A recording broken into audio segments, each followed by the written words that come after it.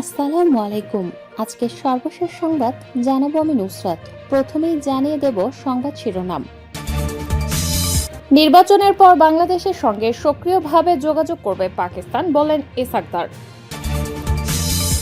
AB পার্টির মঞ্জুকে সমর্থন জানিয়ে সরে দাঁড়ালেন জামাত প্রার্থী। পাবনায় ধান খেতে মিলল দিনমজুরের মরদেহ। আসন্ন নির্বাচন আয়োজনে আমরা পুরোপুরি প্রস্তুত, বললেন প্রধান উপদেষ্টা। সর্বশেষ জানাবো, জামায়াত নেতৃত্বাধীন জোটের সরকার গঠনের সক্ষমতা আছে, বললেন নাসির উদ্দিন পাটোয়ারি। শিরোনাম শুনলেন, এবারে বিস্তারিত। নির্বাচনের পর বাংলাদেশের সঙ্গে সক্রিয়ভাবে যোগাযোগ করবে পাকিস্তান, বললেন ইসাকদার। 2025 সালে পাকিস্তানের বিশ্বব্যাপী কূটনৈতিক প্রচেষ্টার একটি সারসংক্ষেপ তুলে ধরেছেন দেশটির উপপ্রধানমন্ত্রী এবং পররাষ্ট্রমন্ত্রী ইসাকদার। এতে উঠে এসেছে বাংলাদেশ প্রসঙ্গ। তিনি বলেছেন, বাংলাদেশ ও পাকিস্তানের মধ্যে সম্পর্ক পুনরুজ্জীবিত হচ্ছে, একটি বড় আইস ব্রেকিং অগ্রগতি ঘটেছে। শনিবার 27 ডিসেম্বর সংবাদ মাধ্যম ডন জানিয়েছে, ইসাকদার সাম্প্রতিক বাংলাদেশ সফরের কথা স্মরণ করে বলেন, সেখানে আমার 36 ঘন্টার সময়কালে আমি পাকিস্তানের প্রতি সদিচ্ছার দুর্দান্ত ইঙ্গিত দেখেছি। ফেব্রুয়ারির নির্বাচনের পর ইসলামাবাদ ঢাকার সঙ্গে সক্রিয়ভাবে যোগাযোগ করবে। হিনা রব্বানী খার 2012 সালে বাংলাদেশ সফর করেছিলেন, সেই কথা স্মরণ করে তিনি বলেন, কিন্তু পাকিস্তান বিরোধী সরকারের কারণে কোনো আলোচনা তখন হয়নি। তিনি উল্লেখ করেন, আমার 36 ঘন্টার বাংলাদেশ সফর খুবই আকর্ষণীয় ছিল। আমি প্রধান নির্বাহী পররাষ্ট্রমন্ত্রী এবং মন্ত্রিসভার উপদেষ্টাদের সঙ্গে বৈঠক করেছি। ইসাক আরও বলেন, সংকটের সময় পাকিস্তানের কূটনীতি আমাদের সক্রিয় ভূমিকা দেখিয়েছে। এটি প্রমাণ করেছে যে আমরা চ্যালেঞ্জকে সুযোগে পরিণত করতে পারি এবং নীতিনিষ্ঠভাবে জড়িত থেকে কার্যকর বার্তা প্রচার করতে সক্ষম। এবি পার্টির মঞ্জুকে সমর্থন জানিয়ে সরে দাঁড়ালেন জামায়াত প্রার্থী। আমার বাংলাদেশ পার্টির চেয়ারম্যান মুজিবুর রহমান মঞ্জু প্রার্থী হয় ফেনী 2 আসনে নির্বাচন থেকে সরে দাঁড়ালেন জামায়াত ইসলামীর প্রার্থী কেন্দ্রীয় মজলিসে শুরার সদস্য অধ্যাপক লিয়াকত আলী ভূঁইয়া। সোমবার বিকেলে ফেনী জেলা জামায়াতের আমির মুফতি আব্দুল হান্নান নির্বাচন থেকে সরে দাঁড়ানোর সিদ্ধান্তের কথা জানিয়েছেন। তিনি বলেন, কেন্দ্রীয় নির্দেশনায় ও জোটের বৃহত্তর স্বার্থে নির্বাচন থেকে সরে দাঁড়ানোর বিষয়ে সিদ্ধান্ত হয়েছে। এজন্যই ফেনী 2 আসনে দলীয় প্রার্থী অধ্যাপক লিয়াকত আলী ভূঁইয়া মনোনয়ন জমা দেয়নি। এছাড়া দলীয় নির্দেশনা অনুযায়ী সিদ্ধান্ত আসলে আগামীতে জোটের প্রার্থীর পক্ষ হয়ে কাজ করা হবে। এর আগে দুপুরের দিকে ফেনী জেলার রিটার্নিং কর্মকর্তা ও জেলা প্রশাসক মনিরা হকের হাতে ফেনী 2 আসনের প্রার্থী হিসেবে মনোনয়নপত্র জমা দেন এবি পার্টির চেয়ারম্যান মুজিবুর রহমান মঞ্জু। এ সময় সাংবাদিকদের এক প্রশ্নের জবাবে তিনি বলেন, এ আসনে জামায়াতের প্রার্থী হিসেবে ফেনীর অত্যন্ত জনপ্রিয় লিয়াকত আলী ভূঁইয়া দীর্ঘদিন কাজ করেছেন। আমাদের প্রতি সমর্থন জানিয়ে উনি এখানে মনোনয়নপত্র জমা দেয়নি।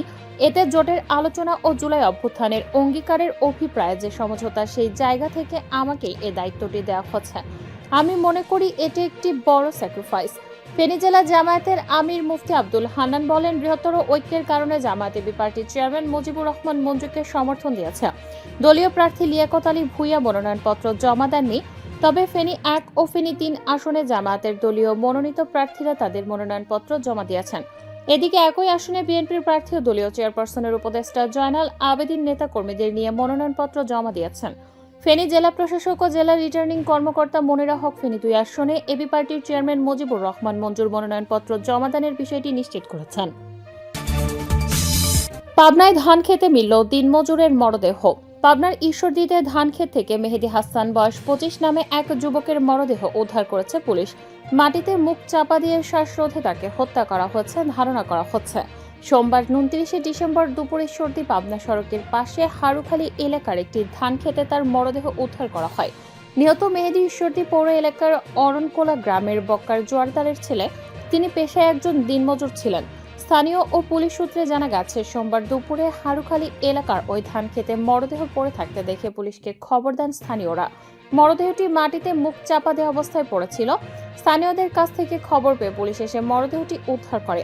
ঈশ্বরদী থানার উপপরিদর্শক আব্দুল লতিফ জানান, খবর পেয়ে ঘটনাস্থলে গিয়ে সুরতহাল প্রতিবেদন প্রস্তুত করা হয় এবং ময়নাতদন্তের জন্য মরদেহ পাবনা জেনারেল হাসপাতালের মর্গে পাঠানো হচ্ছে। প্রাথমিকভাবে লাশের শরীরে কোনো আঘাতের চিহ্ন পাওয়া যায়নি। তবে ধারণা করা হচ্ছে, ধস্তাধস্তির এক পর্যায়ে কাদামাটিতে মুখ চেপে ধরে শ্বাসরোধ করে তাকে হত্যা করা হতে পারে। ময়নাতদন্তের প্রতিবেদন পাওয়ার পর মৃত্যুর প্রকৃত কারণ নিশ্চিত হওয়া যাবে। আসন্ন নির্বাচন আয়োজনে আমরা পুরোপুরি প্রস্তুত, বললেন প্রধান উপদেষ্টা। অন্তর্বর্তী সরকারের প্রধান উপদেষ্টা অধ্যাপক মোহাম্মদ ইউনূসের সঙ্গে বিদায়ী সাক্ষাৎ করেছেন ঢাকায় নিযুক্ত যুক্তরাষ্ট্রের charge d'affaires Tracey Ann Jackson. সোমবার রাষ্ট্রীয় অতিথি ভবন যমুনায় তিনি এর সাক্ষাৎ করেন। সাক্ষাতে তারা আগামী ফেব্রুয়ারিতে অনুষ্ঠিতব্য জাতীয় সংসদ নির্বাচন ও গণভোট, বাণিজ্য, বেসামরিক বিমান চলাচল, অন্তর্বর্তী সরকারের গৃহীত শ্রম সংস্কার এবং দুই দেশের সামগ্রিক দ্বিপক্ষীয় সম্পর্ক নিয়ে আলোচনা করেন। এ সময় প্রধান উপদেষ্টা জানান, অবাধ, সুষ্ঠু ও শান্তিপূর্ণ নির্বাচন আয়োজনে অন্তর্বর্তী সরকার পুরোপুরি প্রস্তুত। 1 বছর বাংলাদেশে দায়িত্ব পালন করা জ্যাকবসন গত 17 মাসে প্রধান উপদেষ্টার নেতৃত্বের প্রশংসা করেন এবং ফেব্রুয়ারির নির্বাচনকে ঘিরে যুক্তরাষ্ট্র সরকারের সমর্থনের কথা পুনরায় ব্যক্ত করেন। প্রধান উপদেষ্টা অবাধ, সুষ্ঠু ও শান্তিপূর্ণ নির্বাচন অনুষ্ঠানে তার সরকারের অঙ্গীকার পুনরায় ব্যক্ত করেন এবং জানান, জাতীয় সংসদ নির্বাচন ও গণভোট সফলভাবে আয়োজনের জন্য সব ধরনের প্রস্তুতি সম্পন্ন করা হচ্ছে। আমরা পুরোপুরি প্রস্তুত, তিনি বলেন অধ্যাপক ইউনূস। তিনি আরও বলেন, নির্বাচনের আগে শান্তি বিনষ্টের যে কোনো প্রচেষ্টা কঠোরভাবে দমন করা হবে। মার্কিন চার্জ দ্য অ্যাফেয়ার্স অন্তর্বর্তী সরকারের গৃহীত সংস্কারগুলোর প্রশংসা করেন এবং বিশেষ করে শ্রম আইনকে অত্যন্ত ব্যতিক্রমী ও অসাধারণ আখ্যা দেন। তিনি বলেন, এসব আইন বাংলাদেশে আরও বেশি বিদেশি প্রত্যক্ষ বিনিয়োগ আকর্ষণের সহায়ক হবে।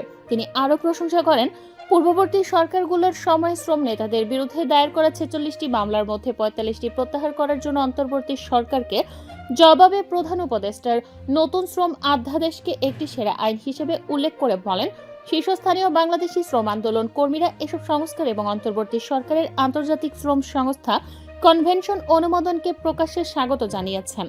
সাক্ষাতে রোহিঙ্গা মানবিক সহায়তার অর্থায়ন নিয়েও আলোচনা হয়। প্রধান উপদেষ্টা রোহিঙ্গাদের জন্য অব্যাহত সহায়তার জন্য যুক্তরাষ্ট্রকে ধন্যবাদ জানান। দক্ষিণ পূর্ব বাংলাদেশের শিবিরগুলোতে বসবাসরত 1 মিলিয়নেরও বেশি জোরপূর্বক বাস্তুচ্যুত রোহিঙ্গার সঙ্গে জীবন রক্ষাকারী মানবিক সহায়তায় যুক্তরাষ্ট্রই এককভাবে সবচেয়ে বড় দাতা উল্লেখ করেন অধ্যাপক ইউনূস এবং ভবিষ্যতে এ ধরনের সহায়তা অব্যাহত থাকবে বলে আশাবাদ ব্যক্ত করেন। প্রধান উপদেষ্টা তার 1 বছর মেয়াদী দায়িত্বকালে গুরুত্বপূর্ণ কাজ করার জন্য এবং বাংলাদেশ বন্ধু হিসেবে ভূমিকা রাখার জন্য মার্কিন চার্জ দ্য অ্যাফেয়ার্সকে ধন্যবাদ জানান এবং ভবিষ্যতে বাংলাদেশ সফরের আমন্ত্রণ জানান। জামায়াত নেতৃত্বাধীন জোটের সরকার গঠনের সক্ষমতা আছে বলেন নাসির উদ্দিন পাটোয়ারি। ঢাকা 8 আসনে জামায়াতে ইসলামীর নেতৃত্বাধীন 11 দলীয় জোটের মনোনীত প্রার্থী জাতীয় নাগরিক পার্টির মুখ্য সমন্বয়ক নাসির উদ্দিন পাটোয়ারি বলেছেন, এই জোটের সরকার গঠনের সক্ষমতা রয়েছে। তবে সরকার গঠন করলে কে কোন পদে আসবে বা কিভাবে হবে সেগুলো নিয়ে আমাদের সঙ্গে এখনো বিস্তারিত কথা হয়নি। এটা পরবর্তীতে আমরা বিস্তারিত জানাবো। সোমবার 29 ডিসেম্বর জামায়াতে ইসলামীর নেতৃত্বাধীন 11 দলীয় জোটের পক্ষে মনোনয়ন ফরম জমা দিয়েছেন নাসির উদ্দিন পাটোয়ারি। বলেন, হাদি হত্যাকারীদের দ্রুত বিচারের আওতায় আনতে হবে। এই আসনের মধ্যে ছাত্রদল নেতা শাম্যকেও হত্যা হয়েছে। এটা মৃত্যুর উপত্যকা। এখানে আমরা আর কোনো মৃত্যু চাই না। এই আসনকে নগরের সবচেয়ে সুন্দর ও পরিচ্ছন্ন করে গড়ে তোলার আশ্বাস দিয়েছেন তিনি। দল থেকে কয়েকজন নেতার পদত্যাগের বিষয়ে তিনি আরও বলেন, আমরা বাস্তবিক দল গঠনের দিকে এগিয়ে যাচ্ছি। বিএনপির দিকে গেলেও অনেক দ্বিমত হতো, জামায়াতের সাথেও দ্বিমত আছে। এই দ্বিমতকে শ্রদ্ধা করি। এটি কোনো আদর্শিক জোট নয়। সংস্কার, বিচার ও অর্থনীতি সহ অনেক বিষয়ে একমত হওয়ার জোট হয়েছে। একসঙ্গে সবাই মিলে দেশ থেকে দুর্নীতিমুক্ত করার ব্যাপারেও আশাবাদ ব্যক্ত করেন তিনি। এই আসনে বিএনপির স্থায়ী কমিটির সদস্য মির্জা আব্বাসের বিরুদ্ধে প্রতিদ্বন্দ্বিতা করবেন জাতীয় নাগরিক পার্টির এই নেতা। এর আগে ঢাকা 18 আসন থেকে নির্বাচন করার জন্য এনসিপি থেকে মনোনয়ন ফরম সংগ্রহ করেছিলেন। এই আসনে নির্বাচন করার জন্য প্রচারণায় নেমেছিলেন সম্প্রতি দুর্বৃত্তদের গুলিতে প্রাণ হারানো ইনকিলাব মঞ্চের মুখপাত্র শরীফ ওসমান হাদি।